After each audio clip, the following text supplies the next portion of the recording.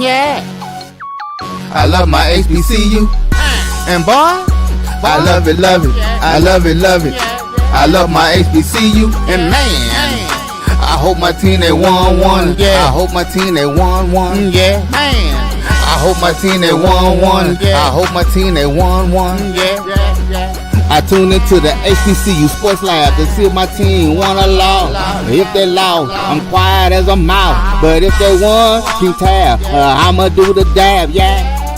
Dr. Cavil, he know what he be talking about. Mike and Charles, they know what they be talking about. They compress the analytic data with the hip hop. If you know them like I know them, they gon' tell you if your team, if they won or lost, and who the ball. So listen to Professor, yes sir, and pay attention, cause he gon' teach a lesson. This is Dr. Cavil inside the HBCU Sports Lab with Mike Washington and Charles Bishop. Welcome to episode 735 of Inside the HBCU Sports Lab radio show and podcast, the show that's covering the sporting HBCU diaspora, all things HBCU sports for institutions large and small. From NEIA to the NCAA, we share insights and information on the HBCU sports culture, HBCU athletic aesthetics to facilitate the story of HBCU athletic programs and the business of HBCU sports. In short, we just call it HBCU sports pedagogy. I'm your host, Dr. Kenyatta Cavil, along with my co-host, Mike Washington and Charles Bishop. We also have Wilton Jackson II and A.D. Drew. We're filming from our home studios and a signal live to KSWH 1230 AM studios with the Texas Radio Hall of Famer, multi-Hall of Fame, that is, Ralph Cooper, in the beautiful home of Texas Southern University from Houston, Texas. With that being said, let's bring everybody on board. As we're bringing everybody on board, I know this is not one of the big voting terms it is, but it is a voting November 4th, Tuesday. So for those, again, that are out there, if you hadn't got to it and you still have time, you in those locations, go ahead and make sure you get out there and vote. Get your vote in, make sure you're representative and have your opportunity to say your piece in terms of electing officials that represent your interests or as close to your interests as possible. With that being said, let me get into it and let me ask Charles, how are you doing today? I saw some pictures that you put in some work as you maybe going a little extra duty covering volleyball. I guess it wasn't really covering volleyball, but having your students on a unique class that you're working on for your dissertation do some work in terms of the sports education model from a different perspective. Pretty good work, saw those pictures. Should say pretty good, actually great to see those pictures. And it seemed like y'all might have brought a little bit of extra mojo to the Lady Tigers out there as they got it done after falling down 0-2.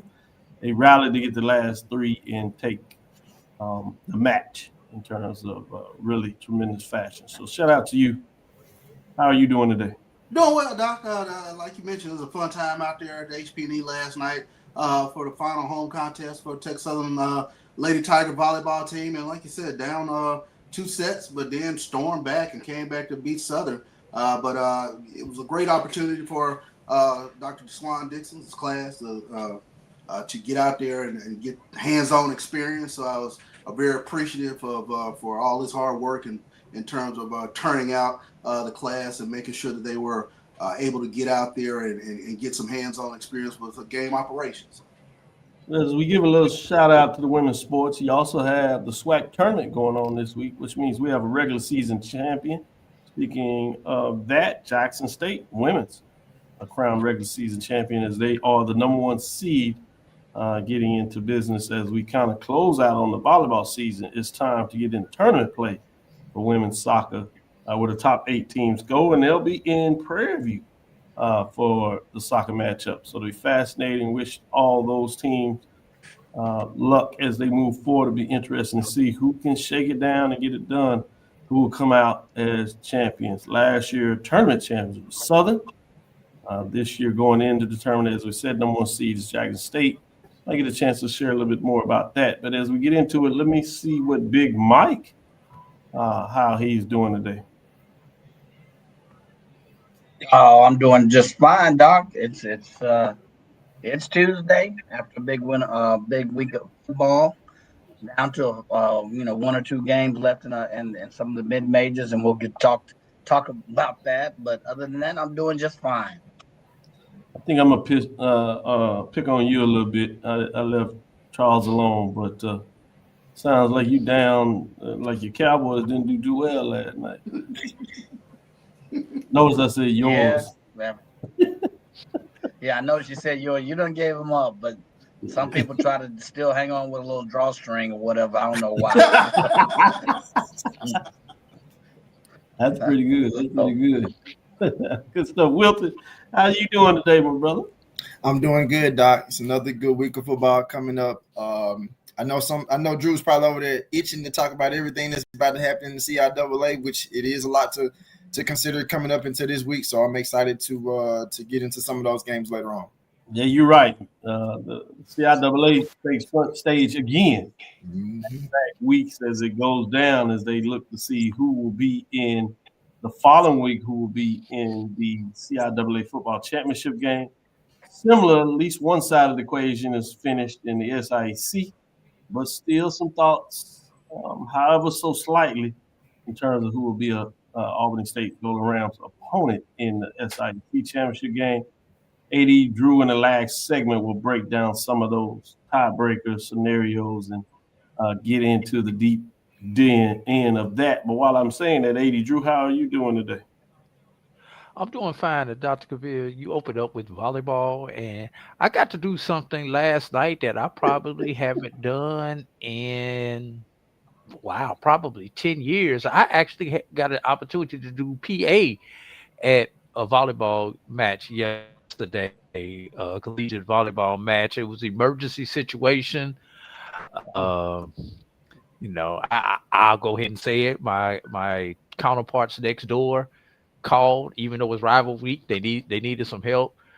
My PA guy could not do it. I'll say, well, hell, I'll come over there and do it. And I actually enjoyed myself despite being in enemy territory doing it. But having not done PA for volleyball in almost a decade, I had to figure out my style and what I was going to say and how to, when to get loud, when not to get loud. And, I was kind of like, I can't believe I'm actually getting loud for the people who I got to play Saturday in football, but got to get their paycheck too.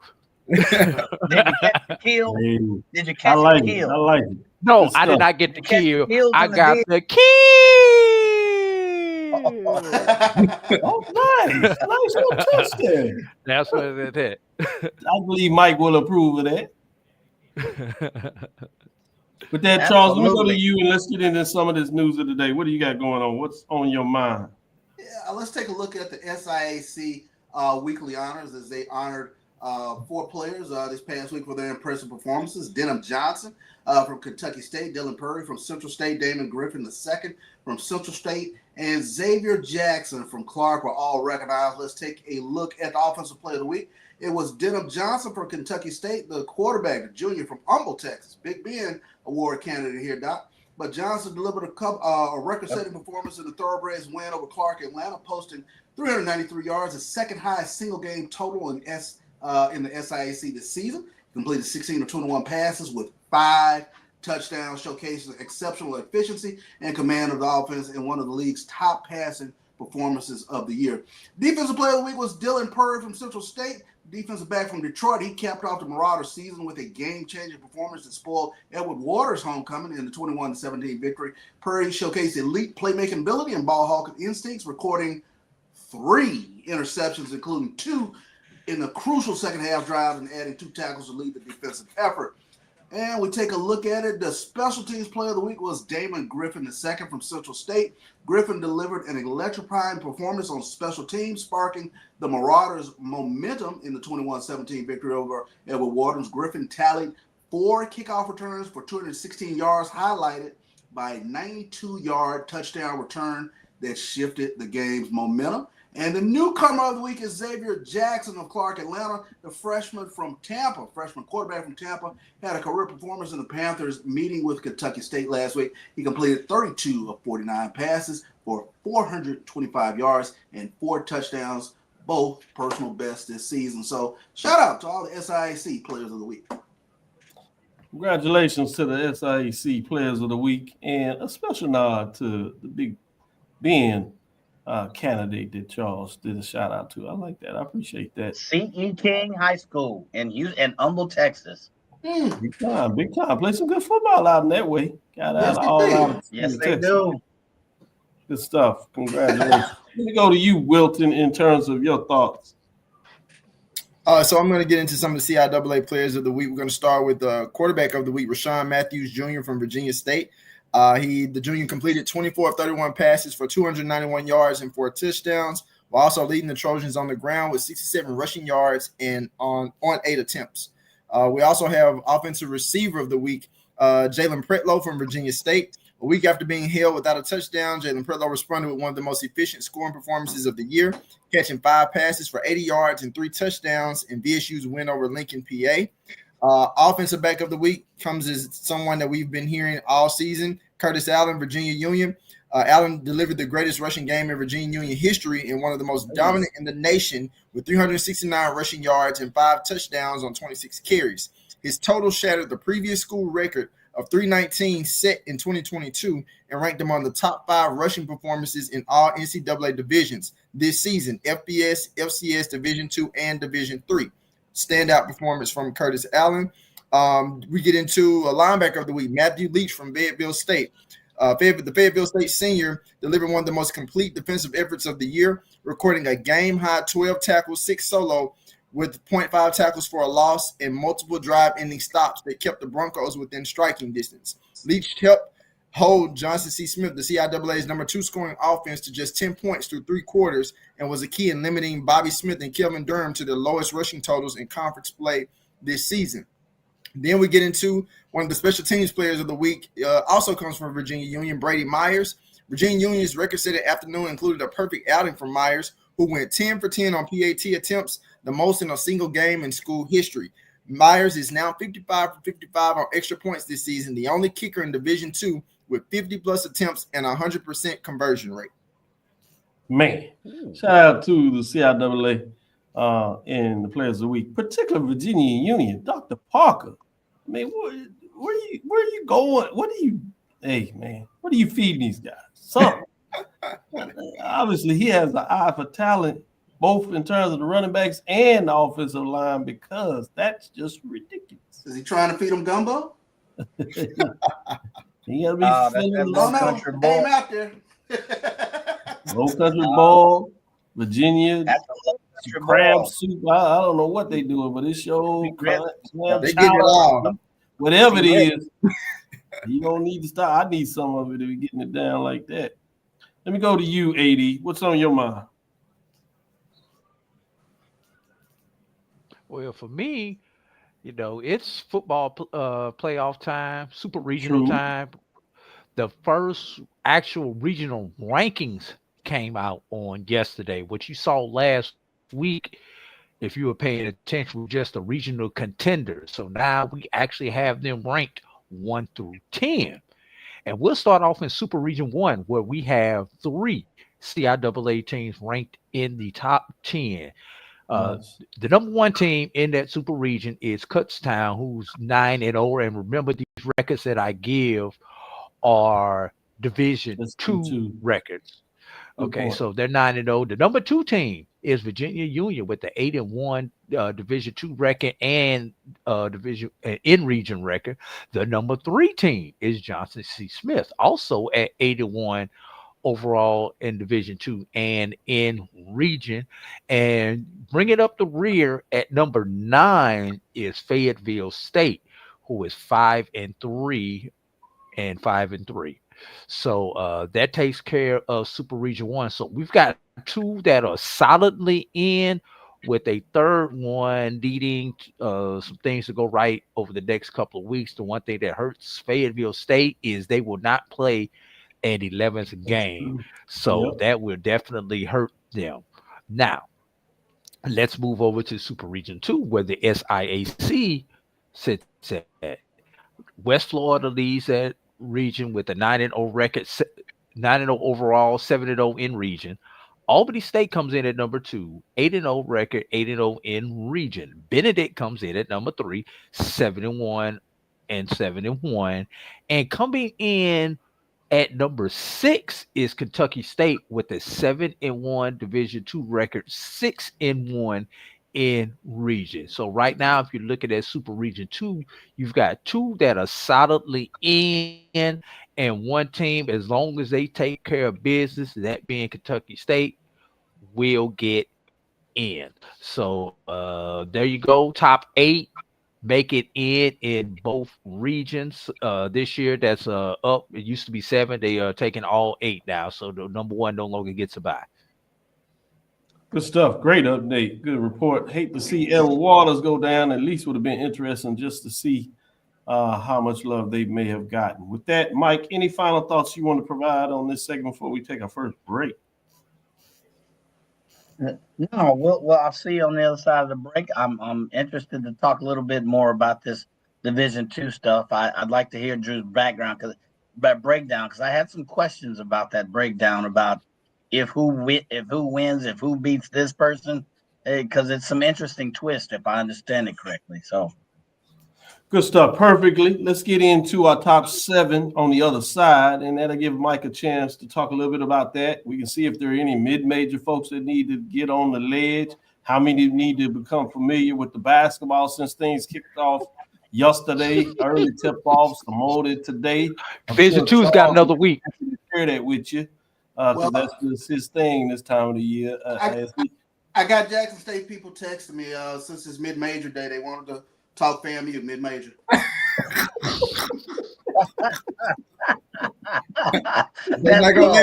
He could not get out the first segment. He could not do it. We got that close. He could not get out the segment. We tried. Drew, I tried. He couldn't. He found a way to get it. We need a mandatory 8 count on that one. Oh man. We're gonna take our first break and come back on the other side and get into I'm some putting the red flag on the play. Red flag. We gotta review that. So we are going back to football business. Let's take our first break and come back on the other side. This is the dean of the College of HBCU Sports, Kenyatta.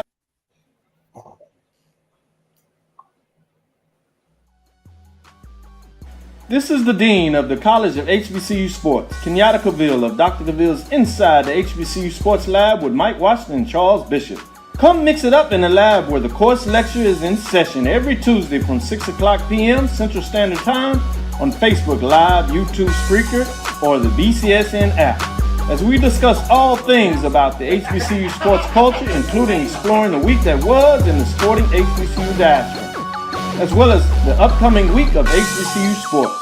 With me, the Dean, the College of HBCU Sports, on Dr. Cavil's Inside the HBCU Sports Lab with Mike Washington and Charles Bishop.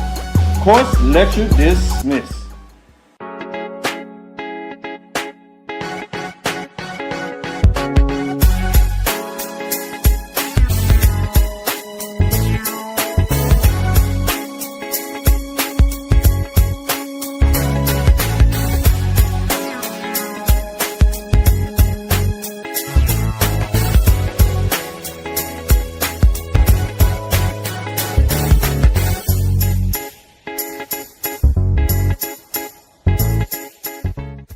It's never too early to plant the seed, to share the tradition, and instill a sense of pride in your HBCU with your little ones. HBCU Pride and Joy Children's Boutique helps you share your school spirit with a wide selection of adorable kids apparel and accessories officially licensed from your favorite HBCU. Visit hbcupridejoy.com and follow us on all social media at HBCU Pride Joy on Facebook and Twitter. For over 30 years, HBCU Image has been more than just an apparel store. We've been a movement, a statement, a legacy. We celebrate the pride, the purpose, and the culture that make historically black colleges and universities legendary. Whether you're a student or a lifelong supporter, our gear lets you wear your HBCU story with confidence and style. Because when you wear HBCU Image, you're not just wearing clothes. You're wearing culture. You're wearing pride.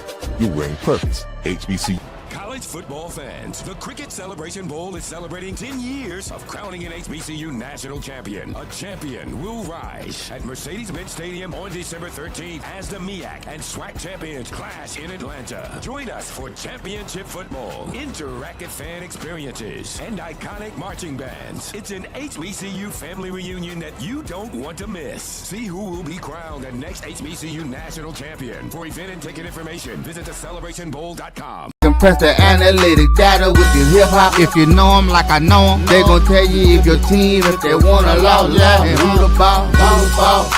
So listen to Professor, yes sir, and pay attention, cause he gon' teach a lesson. This is Dr. Cavil with Inside the HBCU Sports Lab. Let's go ahead and bring up our top 7. As we're bringing it up, we're going to talk about the Big Ben Award.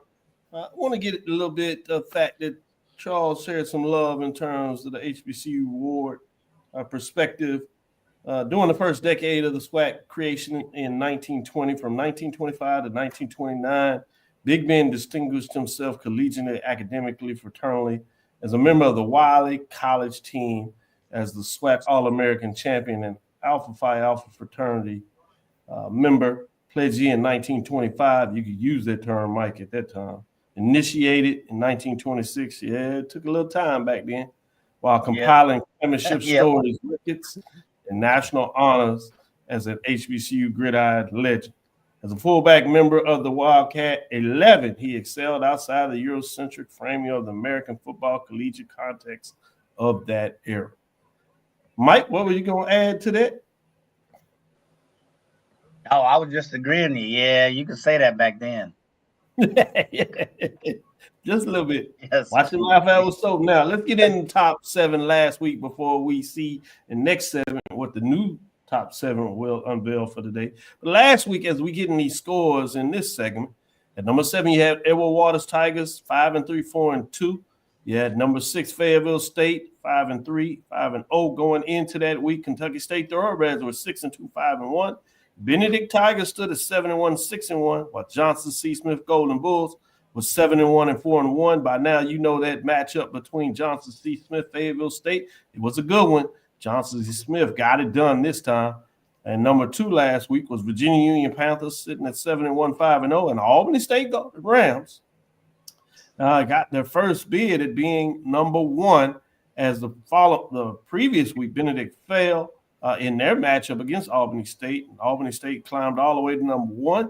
We'll see if they remain there this weekend. But with that being said, let's do that and just get into some of these scores as we look at the scores during week 8 this past weekend. Let's start with that number 1 team. In terms of their score, they defeated Savannah State closer than a lot of people thought. They defeated Savannah State 21-18. So number 1 got it done as they improved to 8-1, 7-0. The Tigers of Savannah State fall to 4-5, 3-4 in terms of their matchup. Let's move on to number 2. Number 2 also played, and we heard superlatives in terms of the running back.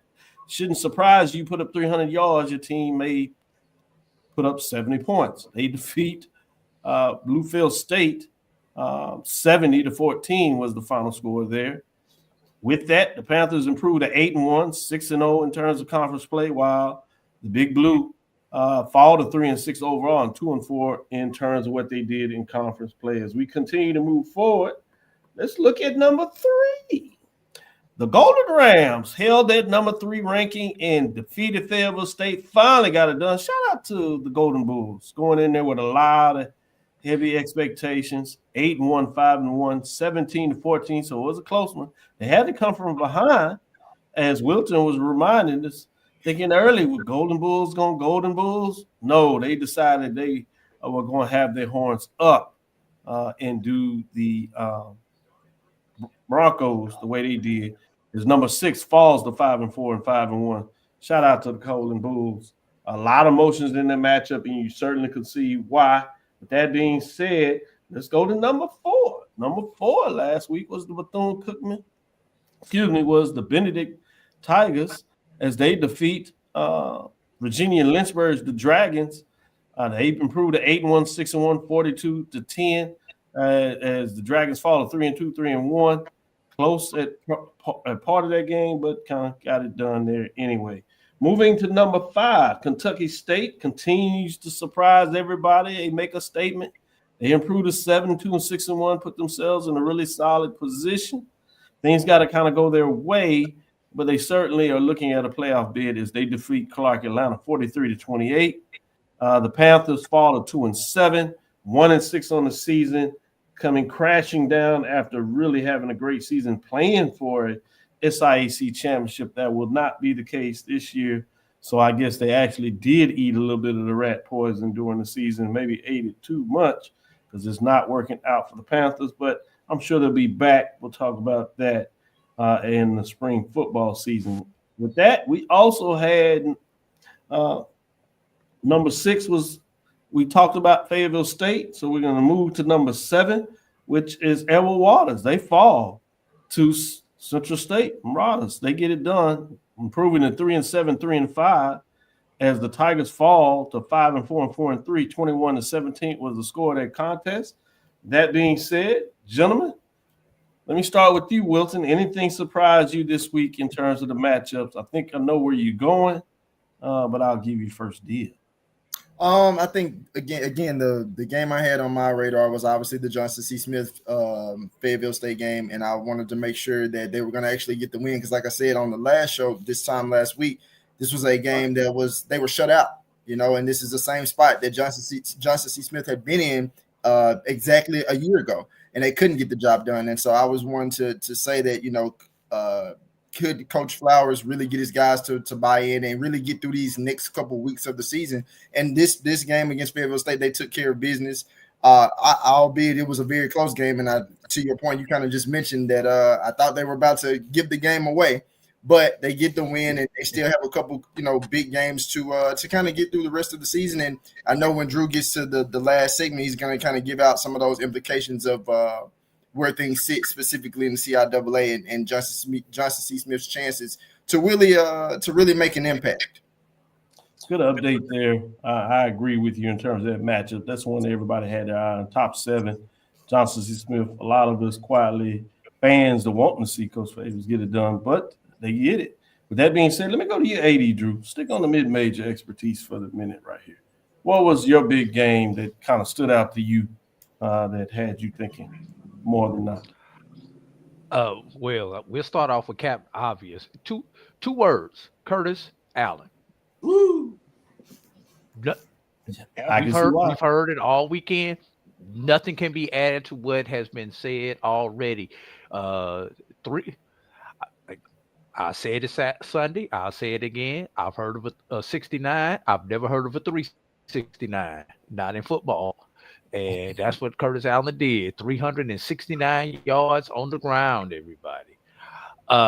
Number 2, Albany State. The performance with Albany State with Isaiah Knowles, we expected probably last week against Benedict, where he kind of where the team was not all that great, but this was not an opponent. But Savannah State's a tougher opponent than we've been giving them credit for. They have a really stout defense. It's just offensively they are challenged, just like Benedict was. But Savannah State did very well. Everybody else just taking care of business, putting themselves in the best position in order to get as high as they can in the regional rankings. We got potentially 3 teams in on the SIAC, two in a possible in the CIAA. Let's just see what these teams do under the microscope, under the bright lights, and in the pressure cooker. Yep. Over the next 2 weeks, it gets really fascinating. I'm going to go to you, Mike. What are your thoughts in terms of the top 7? What stood out to you? Well, the Johnson C. Smith game was the only game I thought, all right, there could be a potential upswing, could be maybe there was a hair's chance in upset. But the one that believe it or not, was this last game we just talked about, Savannah State and Albany. You mean to tell me that Albany beat Benedict 31-3, put Isaiah Knowles he was just running up the scoreboard. And then he only got 182. Savannah State, they had about 400 yards total offense. What happened? Was it a case of Albany State on the letdown, or is Savannah State really that good? Because they're 4-5, 3-4. They're not putting that many points up offensively if you look statistically. So that to me was a head scratcher. Yes, Albany State won, but that one to me was the outlier. I'm like, what happened with Albany State? They took care of business the week before, 31-3, and here they are now, 21-18. So that was a bit of a head scratcher. Was it a letdown, or was Savannah State really that good this weekend? That's a good question, especially when you think about your fellow Georgia team. Obviously, I know the big game this weekend with Fort Valley State, but still fascinating when you put it that way. And I think that's an excellent question. Try to figure it out. We'll see maybe this weekend if things change. With that being said, let me go to you, Charles. First, in terms of the top 7, and then if you have anybody mid-major wise on the ledge. Top 7, I think the closeness of the Albany State game, that was obviously the one that surprised me. With really Savannah State having an opportunity in the fourth quarter to get the W. But I was going to ask, with regards to that South Georgia area, is that a rivalry? I mean, I hear about Albany State and Fort Valley State, but I really never really associated, Savannah State being a rival there with Albany State. It used to be a rivalry before Savannah State left and moved to the MEAC. So for people in our age bracket, Charles, it is considered a rivalry. Probably for people in Wilton's age bracket on down, it is not a rivalry because, for most of Wilton's life, out of sight, out of mind. Yep. So that it's reestablished, but geographically, you've got a lot of people in a lot of areas who've gone to both of these institutions or graduate their work together. So it is a quiet rivalry, and it's gonna reemerge as long as Savannah State is in that conference. So, I give it another 5 years or so. It's going to be a big time rival. It won't be Fort Valley, Albany State, but it'll be that second tier. No doubt. And I guess as far as oh, go ahead, Mike. Oh no, I was just saying I agree that it stratifies out because my father-in-law, my uncle living in that area for 2 years. That's all they talked about was Fort Valley, Albany State. Never really heard them talk about Savannah State. But maybe to a certain age group, that is a rivalry. Now all I know is kind of the 2 years I lived in that area and what those older folks would really cling to. So, yeah, great information, great question, Charles. For those that might not know, go ahead. Yeah, well, I guess as far as team on the ledge, pretty disappointing loss with Edward Waters dropping that one, so dropping out of the top 7, and then probably. I don't know if it's so much a school, but I mean defensive backs on the ledge in the SIAC. I mean, you got a receiver, 6 catches, 254 yards, 42-yard average. Then you got Amani Harris, 15 catches, 225 yards. I'm like, oh my God. So when numbers he giving ledge and also helmet sticker at the same time. That's pretty nice. I ain't heard that one.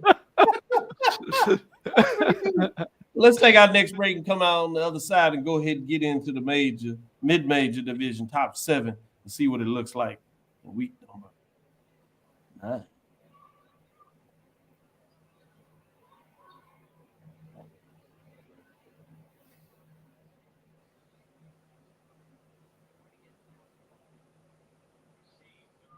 Got that awkward silence there.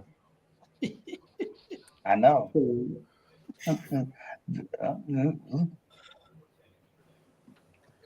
Where you got to hold a smile. Yeah. I know. Drew, I'm waiting to pull my drink up. I mean, to pull my drink up. Hurry up, man. He stopped thirsty. Oh, man. Got a brother thirsty over here. You're looking for the latest information on Southern University sports, the Southwestern Athletic Conference, and HBCU athletics. There's only one place to go. Tune in to the Carlos Brown Show, exclusively on the Black College Sports Network. Planning an event? From weddings to corporate functions, CMJ Events LLC brings over 15 years of experience to make your vision a reality. Based in Metro Atlanta and serving statewide, even internationally, we provide versatile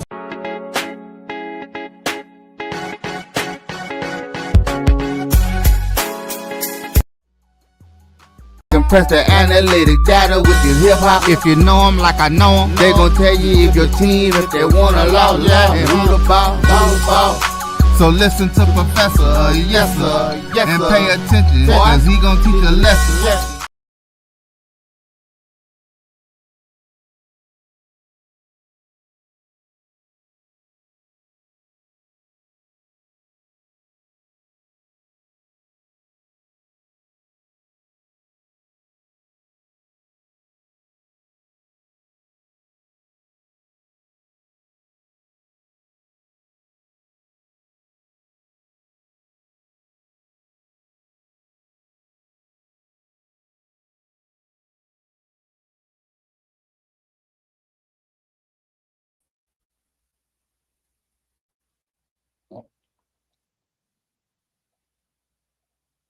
As we bring everybody back in and get it going, let's jump in the ranking week 9. We're going to have this one as our outtake moments and get a couple of laughs in a couple of years when we see this and talk about what was happening. People driving the ship. Reminds me of that time when Roy came in and he fell asleep doing it. Oh, sorry, guys. I fell asleep. We heard him snoring back then. That being said, let's get back to work. Let's get into this top 10 rankings for week number 9 and see where we go from there. We do have a team dropping out this week. I think y'all teased it quite a bit, so won't be a surprise. So as we're pulling up, I'll go ahead and get into it. Dropping out this week was Edward Waters Tigers. They drop out as they fall to 5-4, I should say, and 4-3. I think it's really going to hurt them in terms of the playoffs. They needed to win to have a chance and continue to move forward. Having a great season, to be able to get that momentum they had early with the win over Virginia Union and not quite being able to hold on to it is going to be something I think they'll think about for a couple of years there. So let's get into those receiving votes. In terms of receiving votes, Edward Waters is still there. Ever win the season, they're sitting at 5-4. 4-3, big game this week as they get a chance to solidify a winning season, or do they just fall to 500, which would be a huge slide in terms of where they ended the season. We'll see what that looks like. They're sitting at 140 points receiving votes. Let's go to the next team receiving votes, the Livingston Blue Bears. They're at 5-4, tough way to end it for them. They continue to push forward, building on blocks, stay right at that 500 mark. Can't quite really get a couple of wins there, but if you get another one, they're solid in terms of how they end the season, I would say, sitting at 3-3 there. And then you have a surprise in there that's quietly getting it done. Florida Memorial, while they sit at just 4-4 overall, they sit at 4-1 in the conference race in the Sunshine. The only NIA program that's been able to have a pretty much a solid season, at least when you think about it from a conference standpoint. So they're in the mix at 4-1. 121 points. Had a couple of teams outside of that that are looking in there, but we'll call it a day when you talk about that. Let's get into the top 7 as we continue to flow through it. At number 7, you have Virginia State Trojans that sit at 5-3, 4-2. They were not ranked, but they jump in the poll this weekend after being out a couple of weeks. They seem to right the ship. And you talking about playing football, good football at the right time. Now we have a top 7 matchup for that rivalry in Virginia. Virginia State Trojans, again, improved to 5-3 and 4-2 in the conference race. An outside shot at the CIAA tournament, a little bit more going on there in terms of what that looks like. So we will see that going on. As we continue to chug through it, let's get into number 6. Number 6 is the Fayetteville State Broncos. They fall to 5-4, 5-1. Oddly enough, they remain at number 6 because of the team behind them. Edward Waters lost, and Virginia State is just creeping up into it. So you see that there. Also, moving on to number 5, you have the Kentucky State Thoroughbreds. They are improved to 7-2, 6-1, 161 points. They stay at the 5 position in terms of what they're doing at the year. So you'll see that these teams are pretty solid as we continue to climb. To number 3, you have the Johnson C. Smith sitting at 8-1, 5-1. One first place vote in terms of what they're getting done, 192 points. Staying at the 3 position after a big win. Couldn't climb up even though they defeated the top 17. Did earn a first place vote that they didn't have previous last weekend to give you some indication. Moving up to number 2, you have Virginia Union Panthers that sit at 8-1, 6-0. 3 first place vote as they get it done. So a lot of work there, playing some really good football, putting up big numbers. Interesting, though, they do have a big matchup, and you know how rivalries go. So we'll talk about what that looks like in terms of that matchup. Moving us to the Albany State Golden Rams, 8-1, 7-0. They have 4 first place votes. It seems that they lost a vote, maybe went to Johnson C. Smith. Not sure if that was the case, but they did lose a vote. They had 5 last week. So the close game did cost them a first place vote, but not enough to cost them a spot at number 1 with Virginia Union potentially jumping them 206 points. With that being said, you've heard the top 7. Let me review it again since we don't have it showing there. Number 7 is Virginia State Trojans at 5-3, 4-2. Number 6 is Fayetteville State Broncos at 5-4, 5-1. At number 5 is Kentucky State Thoroughbreds at 7-2, 6-1. At number 4, the Benedict Tigers at 8-1, 6-1. Number 3 is the Johnson C. Smith Golden Bulls at 8-1, 5-1, 1 first place vote. And number 2 is Virginia Union Panthers at 8-1, 6-0, 3 first place votes. And the number 1 team for the second consecutive week are the Golden Rams, Albany State, that improves to 8-1, 7-0 with 4 first place votes. Charles, I'm going to go to you first in terms of the top 7. Any concerns, questions in terms of the top 7 for you in week number 9 for the mid-majors? No questions whatsoever. I think this is the wheat is officially separated from the chaff. So I think these are the top 7, absolutely, with regards to the mid-majors. Let me ask you this as you kind of think about it. Do you see upset potential with any of these matchups? I promise Going I down was the sitting stretch, here. or do you think Albany State and Virginia Unions will hold on and we'll have to fight it out in the playoffs, and maybe we get lucky and see them play it around in the playoffs, getting deep in there? Any indication to you? I was really, I don't know, really sitting here looking at, rivalry week, and I don't know if it's much intrigue for me this week. I just both conferences. I think there's a clear-cut winner with all these matchups. Good stuff. Let me go to you, Wilton. What are your thoughts on the top 7? Oftentimes you have a little concern with the top 7, whether it's mid-major or major. Did I get it right this week, or are you still saying, hey, man, I need to see a little more here movement? What are your thoughts? Doc, I think you got it right. I know Mike is gonna call me teacher's pet like he always does, but I definitely think that I definitely think you got it right in the top 7. I think the point I kind of want to mention here is just thinking about this top 4 of Albany State, Virginia Union, Benedict, and Johnson C. Smith. We already know Albany State has sold up one side of the SIAC in terms of like championship aspirations. So considering Benedict and Kentucky State is still in that mix, if I'm not mistaken, Benedict plays Savannah State this weekend, and we know what Savannah State just did this past weekend. And Kentucky State plays Lane. So, obviously games play out how they play. It'll be interesting to see, can Benedict truly go ahead and really, handle business against Savannah State, or will Kentucky State kind of sneak in there after getting a win against Lane? Go to you, Mike. I'm going to leave AD for last, or he on punishment right now. Go ahead, Mike.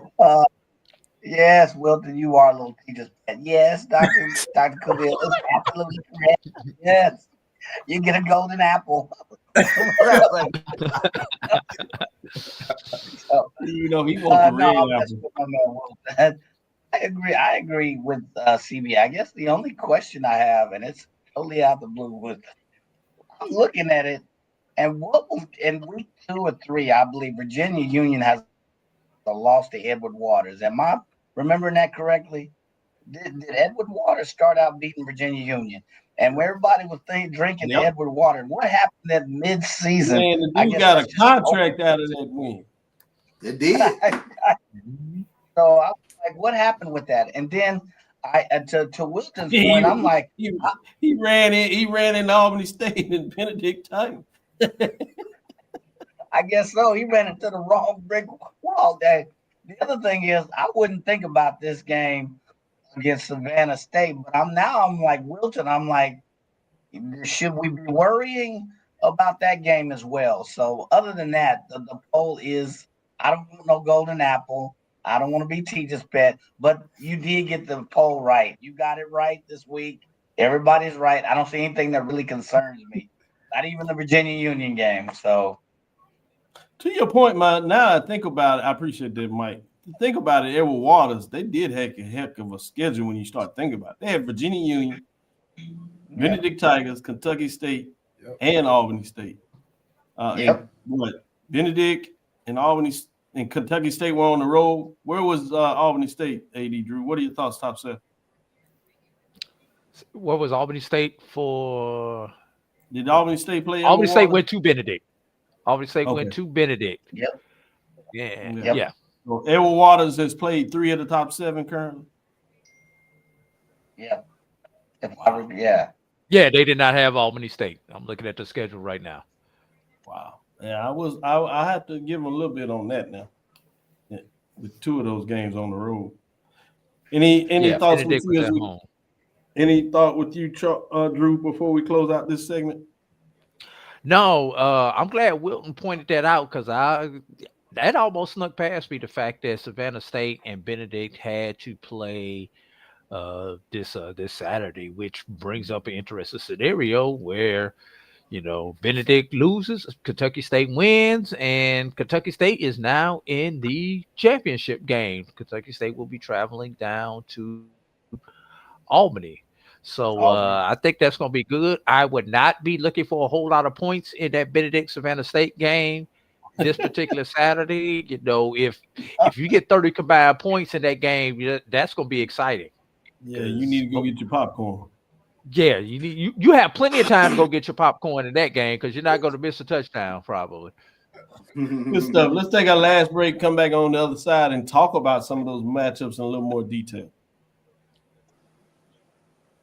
Let's see if we can actually get this break out.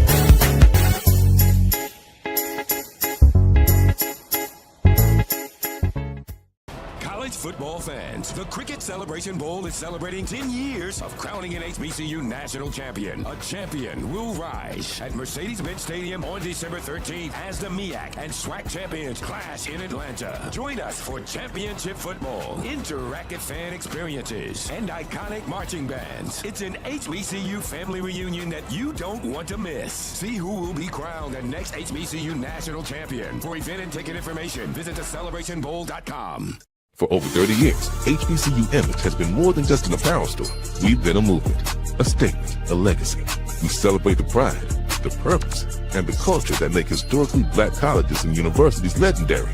Whether you're a student or a lifelong supporter, our gear lets you wear your HBCU story with confidence and style. Because when you wear HBCU Image, you're not just wearing clothes. You're wearing culture. You're wearing pride. You're wearing purpose. HBCU. With over 25 years of serving our communities, Destiny Financial Services, a division of Global Life, is here to help you and your family through difficult times. From cancer care to accidental industries to cardiac care, we all know that there are times that you can't control what happens in your life, but you can be prepared to weather the storm when it comes. Call DFS at 877-300-8269 or visit the website at www.globelifeinsurance.com. That is 877-300-8269, or again, the website at www.globelifeinsurance.com. ESPN Events presents Red Lobster Band of the Year, a title reserved for elite HBCU marching bands. A season-long competition that culminates in Atlanta on Friday, December 12th. Drum majors, percussion, drill, auxiliaries, musicality. All aspects will be examined by the toughest judges in the world of college bands. 4 will qualify for the big stage, where national champions will be crowned. Follow us on social media for rankings updates throughout the season. And join us in Atlanta on December 12th. For event and ticket information, visit bandoftheyear.com.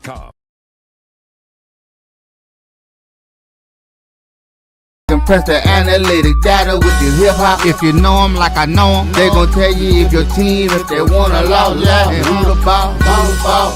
So listen to Professor, yes sir, and pay attention, cause he gon' teach a lesson.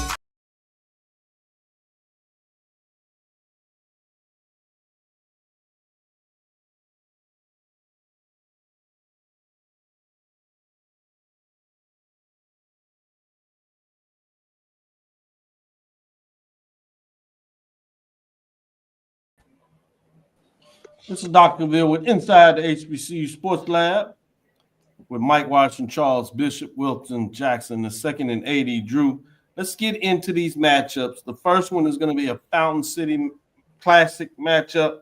Rivalries indeed in this matchup. It's number 1 Albany State Golden Rams that are at 8-1, 7-0 versus Fort Valley State. The Wildcats are the official home team. They are 4-5, 4-3, so they have a chance to get to 500. Any of you have a way that you can sell me on the fact that Fort Valley State can get the upset in this matchup? They just don't score enough. That's an issue. Yep. Offense. They're in the bottom third of the conference in scoring. I agree with you. I think that's a tough one. AD Drew, you gonna sneak in something here that you maybe we can? Fort Valley winners of 2 in a row, rival game, possibility, not bettability, but possibility. I like that new term, bettability. He's staying away from that. He said he's not putting the house on. Let's go to the next matchup, which is a top 10 matchup, if you would. Actually, top 7. This one is a Virginia matchup.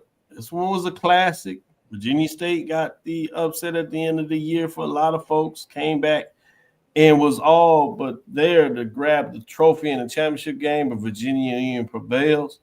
2 versus 7. Virginia State is not climbing up the mountain as they are, and they're on the road. Virginia State Trojans at 5-3, 4-2 at Virginia Union Panthers, 8-1, 6-0. 7 versus 2 matchup. Give a chance to all of y'all to talk a little bit about this. What are your thoughts on this matchup, Mike? You see anything here to get you excited? Yeah. Virginia State has, again, they have the score. Yeah. Virginia State has the score. Let's talk about offense. Virginia Union is also number 1 and 2 in offense and defense respectively. But as far as rushing the ball, they're averaging well over 330 yards, but Virginia State is somewhere middle of the pack and stopping the run. So that's data point number 1. Then data point number 2. Guess who? I'll give you who. Guess who is number 1 in passing? Think about it. Sit on it.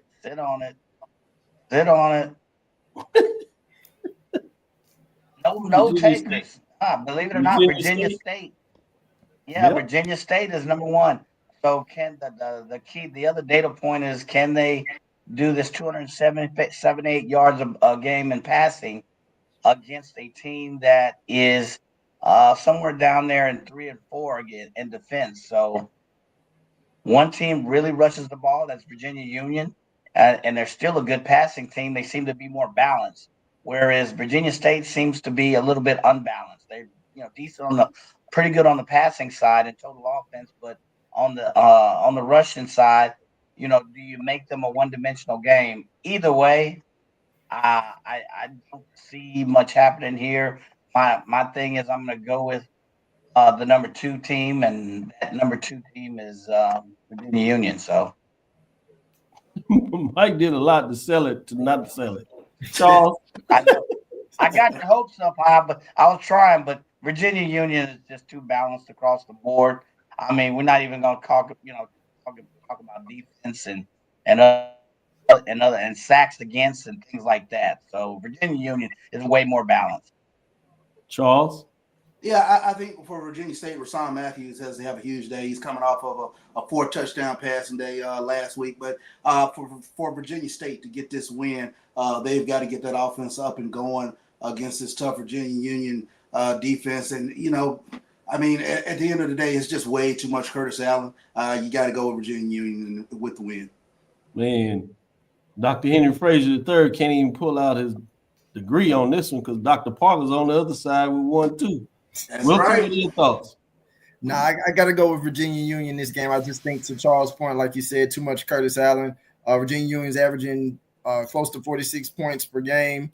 The thing is, when you think about a coach like Henry Frazier, you know that even I don't necessarily expect Virginia Union to score that many points in this game, but I think that even if they slow them down, if Virginia State is able to slow Virginia Union down, I'm not sure Virginia State is going to be able to score that many points to hang with Virginia Union. So, and also a key stat to really look at is like both of these teams when it comes to third down conversions, and Virginia Union has a more of an edge in that particular category, and I'm thinking they'll be able to maintain possessions and hold on to the ball, which will also prevent Virginia State from having as many possessions as they would want in this game. So I got Virginia Union winning this game by at least 2 touchdowns.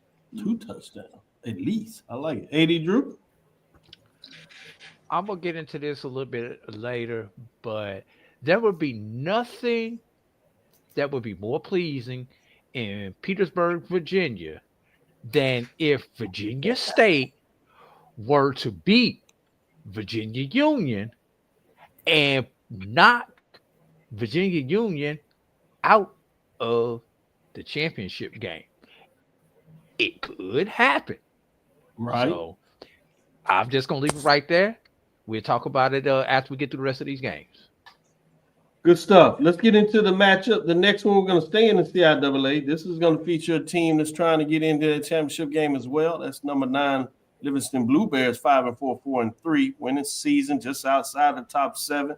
Versus number 3, Johnson C. Smith Golden Bulls. We talked about their big win over Fayetteville State, which means they improved to 8-1, 5-1. This is 3 versus 9.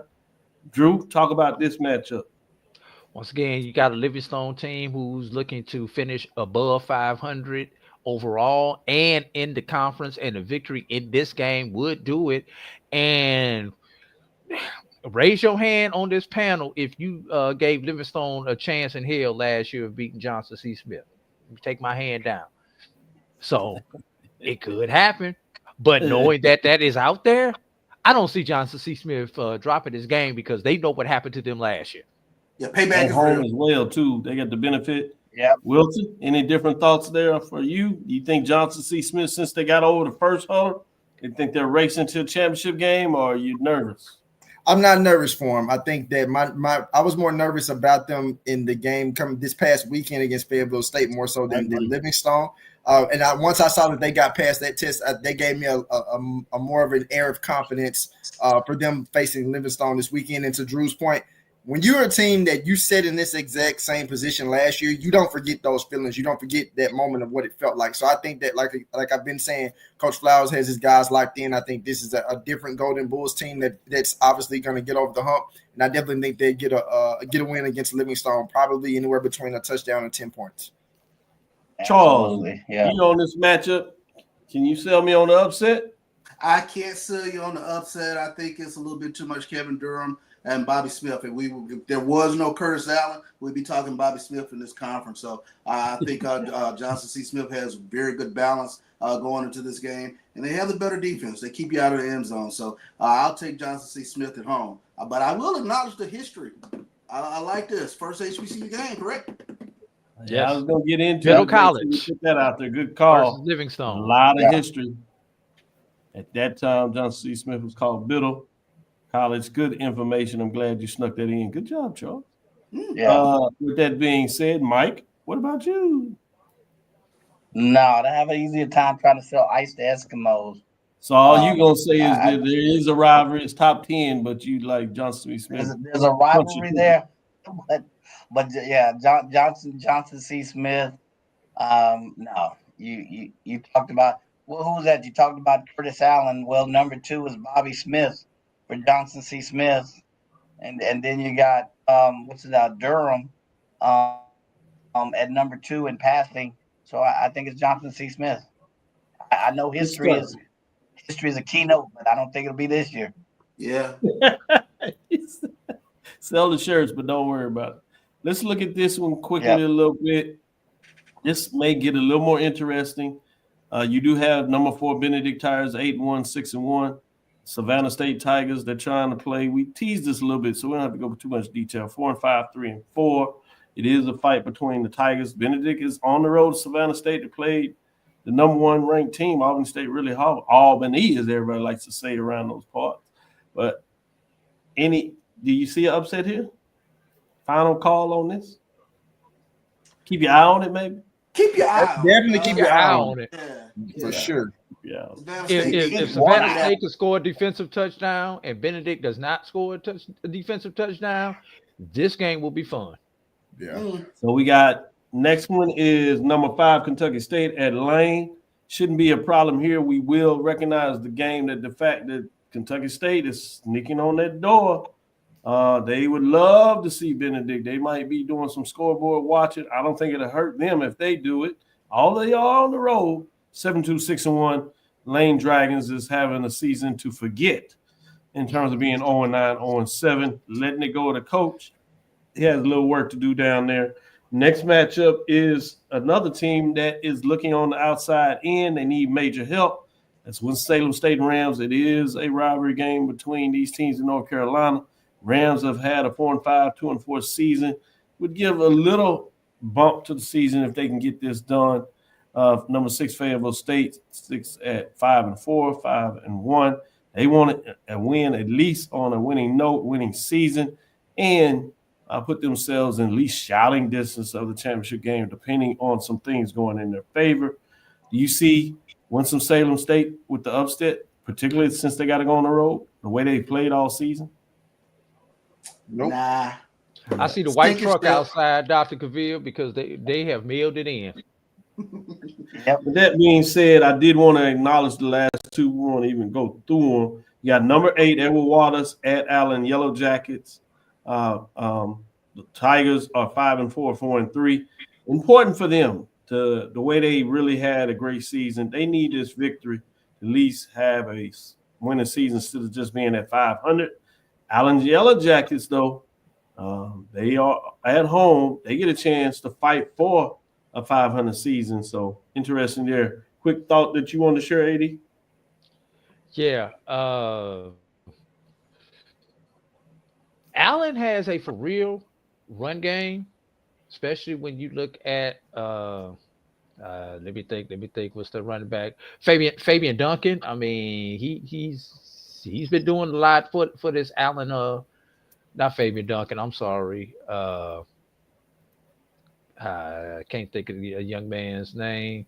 Yeah, that is Duncan. Fabian Duncan has got over 1,000 yards already on the season. So a heavy dose of Fabian Duncan could spell troubles. And you got to believe that the Tigers, a little wounded. So I'm sure they're going to play tough, hard there. But emotionally, it might be hard for them to get up in the game. So it's fascinating there. Last one, which is the NIA program. So I do want to acknowledge them. They're having a solid season, great season in terms of conference play, stretching out for a conference championship maybe over the next 2 weeks. We'll see what that means. They should get this next game. Florida Memorial at number 10, 4-4, 4-1. They are on the road at Ave Marie Sun Conference. That Ave Marie is just at 2-6, 1-4.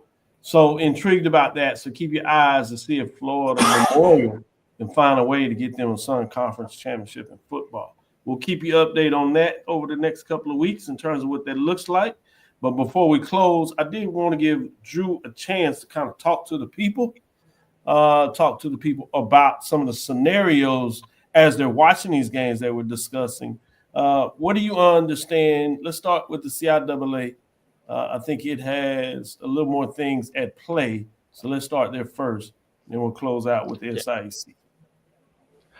From what I have gathered, there are 8 different scenarios that could happen in the CIAA that affect the outcome of who's going to be in the championship game. No one is in and no one is out when we talk about Virginia Union, Johnson C. Smith, and Fayetteville State.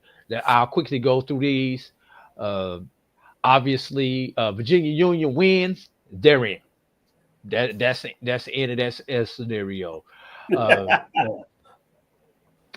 Fayetteville State or Johnson C. Smith lose, they're out. Okay. As long as the other one wins. If one win, the other one loses, the one that loses is out. Now, this is where it gets fun. Union wins, both Johnson C and Fayetteville lose. Johnson C gets in because of the head-to-head. Union loses, Johnson C wins, and Fayetteville wins. You have a 3-way tie at 6-1. Guess who's the odd man out in that scenario?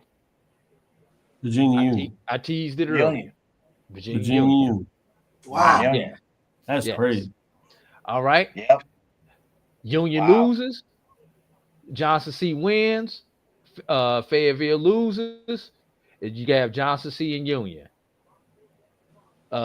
Union loses. Johnson C loses. Fayetteville wins.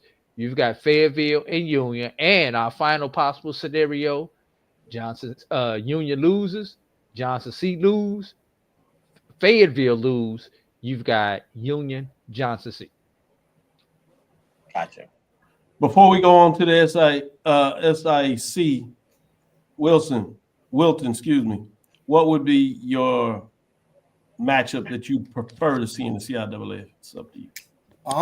For me, it would be Johnson C. Smith and Virginia Union. I mean, you talk about the two teams we've been talking about all year that pretty much have dominated the CIAA.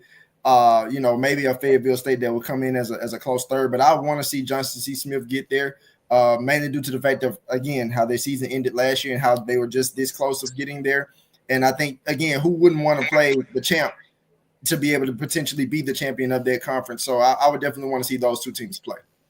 I think CIAA would want those two teams with Virginia Union having a big crowd and Johnson C. Smith being in North Carolina and Charlotte. Charles, you agreed with that? Yeah, absolutely. Yeah. Big Mike, your thoughts on that? Absolutely. For all the reasons mentioned, those are two teams that dominated all season, and I'm thinking of as well the crowds and the draw as well. But yeah, absolutely. Eddie, Drew, you have a choice. You answer that since you are in the position you are. We won't ask for the SIAC, but CIAA, you have a preferred championship matchup you want to see because of the way it might play out?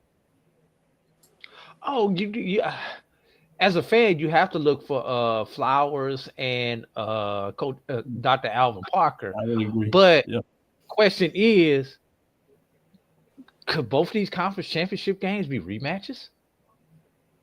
Yeah. With that being said, go ahead and get if you don't want to rematch.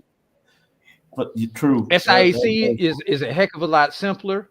Obviously, we know Albany State is in.